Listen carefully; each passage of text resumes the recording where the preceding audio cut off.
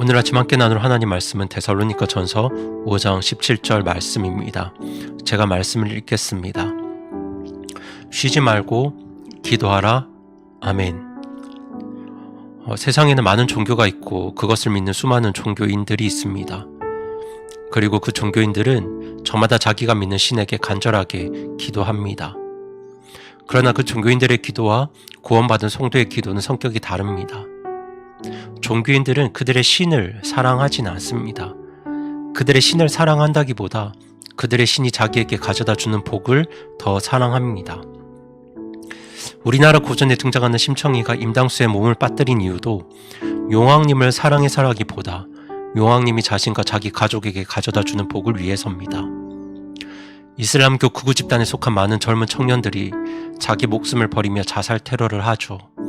그들이 그렇게까지 하는 이유도 그들의 신을 사랑해서라기보다 그렇게 목숨을 버려 순교했을 때 그들의 신이 약속한 복을 더 사랑하기 때문입니다. 그렇게 다른 종교인들이 기도하는 목적도 이것과 같습니다.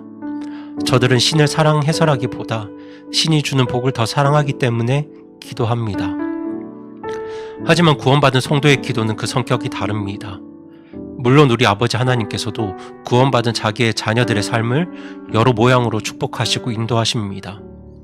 하지만 우리는 하나님이 주시는 복보다 더 중요한 것이 있습니다. 하나님이 주시는 복보다 우리가 더 사랑하는 것이 있죠.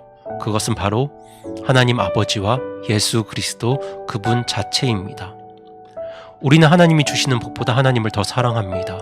예수님이 주시는 축복보다 예수님을 더 사랑합니다. 우리가 그 복보다 하나님을 더 사랑할 수 있는 이유는 바로 예수님의 십자가 사건 때문입니다.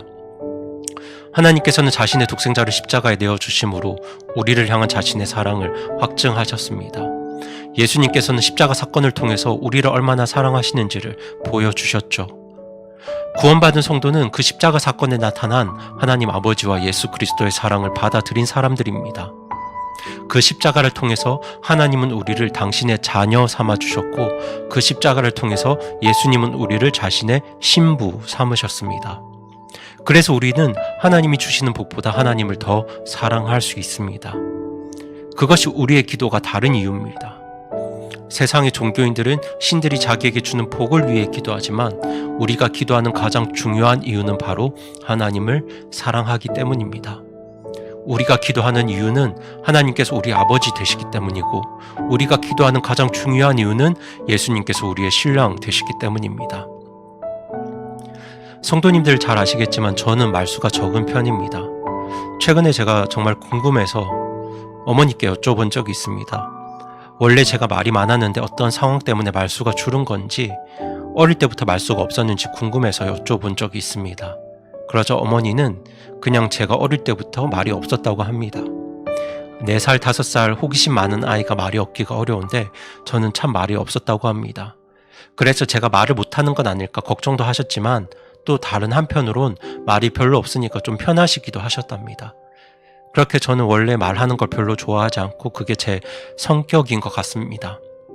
설교를 하고 사역을 할 때는 말을 해야 하고 또 하나님께서 그렇게 부르셨기 때문에 말을 하긴 하지만 저는 성격상 말 많이 하는 걸 개인적으로 좋아하진 않습니다.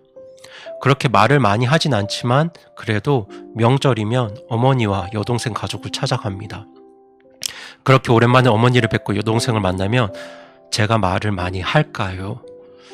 그렇게 오랜만에 가족들과 만나도 많이 듣기만 하지 그래도 많은 말을 하진 않습니다. 제가 그렇게 말을 많이 하진 않지만 그래도 어머니를 뵈러 어머니를 때마다 찾아갑니다. 제가 왜 그렇게 어머니를 찾아가겠습니까? 어머니가 바로 저의 어머니시기 때문이죠. 제가 어머니를 사랑하기 때문입니다. 그래서 찾아갑니다. 아내와의 관계에서도 같습니다. 제가 말을 많이 하지는 않지만 그래도 퇴근 후에 집에 가면 아내에게 말을 겁니다. 막상 말을 걸면 아내가 저보다 훨씬 더 많은 말들을 하지만 그래도 말을 많이 겁니다. 그렇게 아내를 찾아갑니다. 제가 왜 아내를 찾아가겠습니까?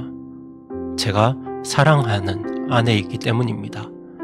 때로는 아내에게 부탁할 것들도 이야기하지만 대부분은 그냥 하고 싶은 이야기들을 합니다. 제가 왜 오늘 이런 말씀을 드리냐면 기도도 똑같기 때문입니다. 기도의 본질은 말을 많이 하는 게 아닙니다. 기도의 본질은 무언가 부탁을 많이 하는 게 아닙니다. 기도의 가장 중요한 본질은 사랑하는 하나님을 찾아가는 겁니다. 아들이 부모를 찾아가는 것처럼, 아내가 남편을 찾는 것처럼 그냥 우리가 하나님을 찾아가는 겁니다. 말을 많이 하셔도 되고 적게 하셔도 됩니다. 필요한 것들 이야기하셔도 되고 딱히 필요한 게 없으시면 꼭 그런 것들 이야기하지 않으셔도 됩니다. 그냥 사랑하는 아버지 하나님께 하고 싶은 말들을 하시면 됩니다. 좋은 게 있으시면 좋다고 하시고, 힘든 게 있으시면 힘들다고 하시고, 정말 꼭 필요한 게 있으시면 달라고 구하시고, 그냥 그렇게 하나님을 찾아가는 것이 기도의 가장 중요한 본질입니다. 그래서 우리의 기도가 저 종교인들의 기도와 다른 것이죠. 저들은 신이 주는 복을 위해서만 기도하지만 우리는 하나님을 더 사랑하기 때문에 기도합니다. 그래서 때로는 내가 바라는 것이 하나님의 생각과 다를 때 나의 뜻을 잠시 접고 하나님의 뜻을 구할 수 있는 기도를 드릴 수 있는 겁니다. 내가 원래 바랬던 것은 이런 것들인데 막상 하나님의 뜻을 깨닫고 나니까 하나님의 뜻이 나와는 다른 거죠. 그럴 때 기도하면서 내 마음을 접고 하나님의 뜻이 이루어지게 해달라고 우리가 기도할 수 있는 겁니다. 이게 어떻게 가능할까요? 우리는 하나님이 주시는 복보다 하나님을 더 사랑하는 사람들이기 때문에 이런 기도가 가능합니다. 오늘 본문은 굉장히 유명한 말씀이죠. 쉬지 말고 기도하라는 말씀입니다. 이 말씀은 표면적으로 굉장히 우리를 힘들게 하는 말씀 같습니다. 10분 기도하는 것도 정말 어려운 일인데 쉬지 말고 기도하라니 이게 정말 우리의 마음이 어렵습니다. 단순하게 이 말씀을 보면 정말 마음이 어려워지는 말씀이죠. 하지만 쉬지 말고 기도하라는 이 말씀은 그런 의도가 아닙니다. 기도의 가장 중요한 본질은 하나님을 찾아가는 것이거든요. 쉬지 말고 기도하라는 이 말씀은 하나님께서 우리를 향해 너 나를 좀 자주 찾아와 주렴, 이런 말씀입니다. 너 나를 좀 자주 찾아와 주렴. 어머니가 저에게 자주 하시는 말씀이 있습니다. 인재야, 전화 좀 자주 하려무나. 제가 전화를 자주 못 드립니다. 참 불효자죠. 그런데 여러분, 이 말을 한번 곰곰이 생각해 보시기 바랍니다. 인재야, 전화 좀 자주 하려무나. 저를 향한 어머님의 어떤 큰 마음과 사랑이 묻어있지 않습니까? 데살로니가 전서 기자는 쉬지 말고 기도하라고 말씀합니다. 그런데 이 말씀은 하나님께서 우리를 향해서 누구누구야 너 나를 좀 자주 찾아와 주렴과 같은 말씀입니다. 여러분, 이 말씀에서 우리를 향한 하나님의 마음과 하나님의 사랑이 느껴지지 않으시나요? 우리는 하루하루 살아가면서 어떤 구별된 시간을 정해놓고 기도할 수도 있습니다. 때로는 느헤미야가 기도했던 것처럼 순간순간 짧은 시간 하나님께 기도할 수도 있습니다. 이렇든 저렇든 기도한다는 것은 우리가 하나님을 찾아가는 겁니다. 하나님은 그렇게 우리가 하나님을 자주 찾아가시기를 바라고 계십니다. 여러분, 이 데살로니가 전서는 바울이 데살로니가 교회 성도들을 향해 쓴 편지입니다. 당시 데살로니가 교회는 그 지역 유대인들로부터 굉장히 큰 핍박을 받고 있었습니다. 교회를 향한 극심한 박해가 있었습니다. 그래서 바울은 그 교회가 너무 염려되어서 몇 번이나 데살로니가 교회를 방문하려고 했는데 번번이 무산되었죠. 그래서 바울은 디모데를 데살로니가 교회로 파송했고 얼마 후 디모데가 다시 바울에게로 돌아와서 그 교회 소식을 전합니다. 그런데 소식을 들어보니까 바울이 염려했던 것과 달리 이 데살로니가 교회 성도들이 그런 극심한 박해 속에서도 너무나 꿋꿋하게 자기들의 신앙을 잘 지키고 있는 겁니다. 몇 가지 교리들을 바로잡을 필요는 있었지만 그래도 그 어려운 상황 속에서 열심히 신앙생활을 하는 어떤 성도들을 칭찬하고 격려하려고 쓴 편지가 바로 데살로니가 전서입니다. 그리고 여기에 기록된 정말 유명한 말씀들 중에 하나가 바로 항상 기뻐하라, 쉬지 말고 기도하라, 범사에 감사하라입니다. 기뻐할 수 없는 상황이 그들에게 있었고 감사할 수 없는 상황이 그들에게 있었지만 바울이 그들에게 이렇게 말할 수 있었던 이유는 바로 우리가 하나님을 찾아갈 수 있는 사람이기 때문입니다. 지금도 구원받지 못한 많은 사람들이 하나님을 간절히 찾고 있습니다.